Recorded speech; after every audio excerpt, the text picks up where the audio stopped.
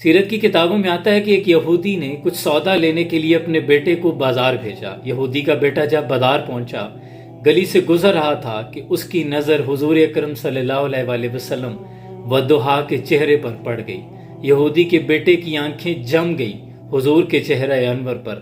چہرہ ہے کہ انوار دو عالم کا صحیفہ، آنکھیں ہیں کہ بحرین تقدس کے نگی ہیں، ماتھا ہے کہ وحدت کی تجلی کا ہے ورق، عارض ہیں کہ والفجر کی آیت کی امی ہیں، گیسو ہیں کہ واللیل کے بکھرے ہوئے سائے، ابرو ہیں کہ قوسین شب قدر کھلے ہیں، گردن ہے کہ برفر کے زمیں اوج سریا، لب صورت یاقوت شعوں میں دھلے ہیں، قد ہے کہ نبوت کے خد و خال کا معیار، بازو ہیں کہ توحید کی عظمت کے علم ہیں، سینہ ہے کہ رمز دل ہستی کا خزینہ، پلکیں ہیں کہ الفاظ رخ لوح و قلم ہیں، یہ دانت شرازہ شبنم کے تراشے، یاقوت کی وادی میں دمکتے ہوئے ہیرے، شرمندہ تاب لب دندان پیغمبر، حرف بسنا خانی خامہ بسریرے، باتیں ہیں کہ طوبہ کی چٹکتی ہوئی کلیاں، لہجہ ہے کہ یزداں کی زباں بول رہی ہے، خطبے ہیں کہ ساون کے امڑتے ہوئے بادل، کہ رات ہے کہ اسرار جہاں کھول رہی ہے۔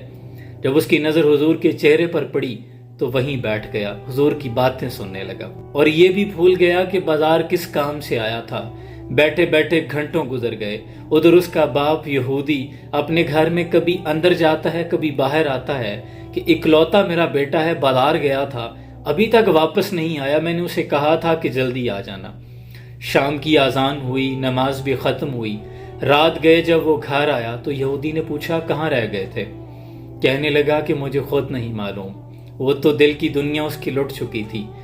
تو باپ نے پوچھا کہ سودا لینے بھیجا تھا وہ کہاں ہے؟ کہنے لگا سودا تو میں لے آیا ہوں۔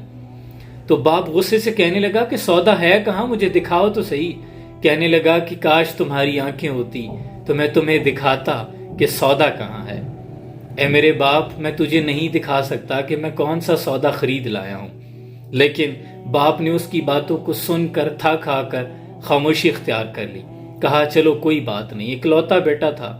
اب یہودی کے بیٹے کی یہ عادت بن گئی، وہ آئے روز نکل جاتا، حضور کی بارگاہ میں جا کر پیچھے بیٹھ جاتا اور چہرہ انور پر نظریں جمائے بیٹھا رہتا۔ یہ اس کا معمول بن گیا۔ لیکن کچھ ہی دنوں کے بعد طبیعت بہت خراب ہو گئی، وہ بہت بیمار ہو گیا، یہاں تک کہ بستر مرگ پہ آ گیا۔ یہودی بہت پریشان ہو گیا کہ نہ کچھ کھاتا ہے نہ کچھ پیتا ہے، لاغر ہو گیا ہے، قریب ہے کہ اس کی موت واقع ہو جائے گی، اور لب پر صرف ایک نام ہے، محمد بن عبداللہ صلی اللہ علیہ وآلہ وسلم۔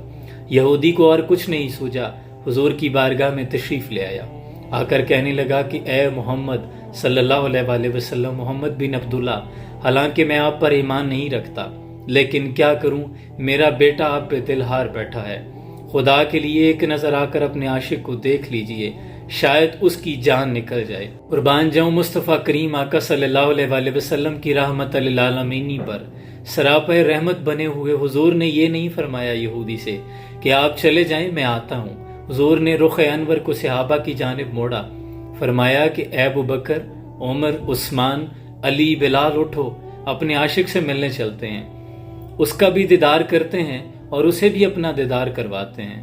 قربان جاؤں، حضور اس کے گھر کی طرف چل پڑے۔ جب اس کے گھر پہنچے، اس کے بستر پر پہنچے، اسے دیکھا کہ وہ لیٹا ہوا ہے۔ حضور نے اس کے ماتھے پر جلتی ہوئی پیشانی پر جب دست شفقت رکھا، قربان جاؤں کیا منظر ہوگا۔ ہتھ پکڑ طبیبہ مرض نہ پوچھ، نارک پلا مینو کچھ بھی نہیں، نہ کر برباد دوائیاں نو، نہ ٹیکے لا مینو کچھ بھی نہیں، میں تا عشق دے وچ بیمار پیاں، نہ شور مچا مینو کچھ بھی نہیں، جے پوچھدا ہے تو مرض میری، مینو یار ملا اور کچھ بھی نہیں۔ جب حضور نے جلتی ہوئی پیشانی پہ ہاتھ رکھا ہوگا، روح تک اتر گئی ہوگی تاثیر مسیحائی کی، اس کے مقدر پہ قربان جاؤں، حضور نے جب ہاتھ رکھا تو بے جان جسم میں جان سی آ گئی۔ وہ جن کے آنے سے مرجھائی کلیاں کھلی، اس کو لے باد محبت پہ لاکھوں سلام، جن کے آگے تنی گردنیں جھک گئی، اس خدا داد شوکت پہ لاکھوں سلام۔ جب اس کے چہرے پر مسکراہٹ آئی، آنکھوں میں جیسے زندگی لوٹ آئی ہو، اس نے آنکھیں کھولی، حضور کے چہرے پہ نظر پڑی تو جیسے پھر سے زندگی مل گئی ہو۔ حضور نے فرمایا اب آنکھ کھل گئی ہے تو کلمہ پڑھ لو۔ یہودی کا بیٹا یہودی کی طرف دیکھنے لگا، تو باپ کہنے لگا کہ اب میری طرف کیا دیکھتا ہے، جیسے محمد بن عبداللہ کہتے ہیں ویسا کر لو۔ تو یہودی کا بیٹا کہنے لگا کہ حضور میرے نامہ اعمال میں تو کچھ نہیں ہے۔ حضور نے فرمایا تو مجھ پہ ایمان لے آ، تو میرا ہو جا، جنت تیری ہو جائے گی، تجھے جنت پہنچانا میرا کام ہے۔ ابھی اس نے کلمہ پڑھا ہی تھا، آخری الفاظ نکلنے تھے لب سے، محمد رسول اللہ۔ کلمہ جسم میں داخل ہوا کہ روح پرواز کر گئی۔ اسی کے ساتھ باپ رونے لگا اور کہنے لگا کہ اے محمد بن عبداللہ صلی اللہ علیہ وآلہ وسلم، گو میں آپ سے اتفاق نہیں کرتا، لیکن اب یہ آپ پر ایمان لا چکا ہے، لہٰذا یہ اب آپ کا ہو چکا ہے، اب آپ اسے لے جا سکتے ہیں، اپنے مطابق اسے دفن کیجیے۔ قربان جاؤں اس عاشق کے مقدر پہ۔ حضور نے اپنے کاشانہ مبارک سے اسے اٹھایا، صحابہ اکرام کو فرمایا ابوبکر صدیق، عمر بن خطاب، علی، عثمان، اس کے جنازے کو اٹھاؤ، بلال چلو اسے اٹھاؤ اور چلتے ہیں۔ اس عاشق کے مقدر دیکھیے کہ صحابہ کی جماعت پیچھے چل رہی ہے، حضور آگے چل رہے ہیں۔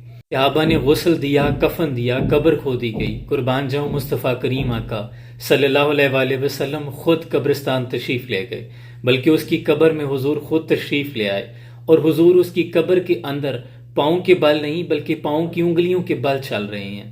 حضور نے اس کو خود اپنے ہاتھوں مبارک سے قبر میں اتارا اور کافی دیر تک حضور قبر کے اندر کھڑے رہے۔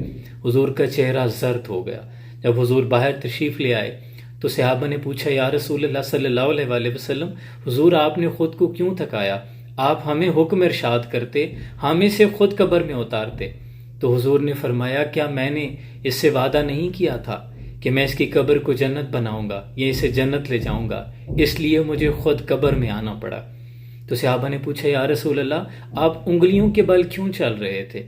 تو حضور نے فرمایا کہ حور و ملائکہ کا اتنا رش تھا اس کی قبر کے اندر کہ مجھے جگہ نہیں مل رہی تھی، مجھے انگلیوں کے بل چلنا پڑا۔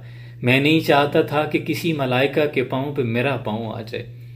اور حضور کی آنکھوں میں آنسو تھے، اور حضور یہی دعا فرما رہے تھے کہ اللہ تیرا شکر ہے تو نے میرے صدقے اس شخص کو بخش دیا، اللہ تیرا شکر ہے تو نے میرے صدقے اس شخص کو بخش دیا۔ قربان جاؤں اپنے ایک امتی کے لیے حضور کتنا درد رکھتے ہیں۔ پہلے سجدے پہ روز ازل سے درود، یادگاری امت پہ لاکھوں سلام۔ اے امتی تیرے بختوں پہ قربان جاؤں، کس قدر شفیق آقا کا تو امتی ہے۔ قطرے کو سمندر، ذرے کو ستارہ کرتے ہیں، کونین کو خام آ جاتا ہے جب زلف سنوارا کرتے ہیں۔ فدا کا امی و ابی یا رسول اللہ صلی اللہ علیہ وآلہ وسلم۔ سلام پہنچے۔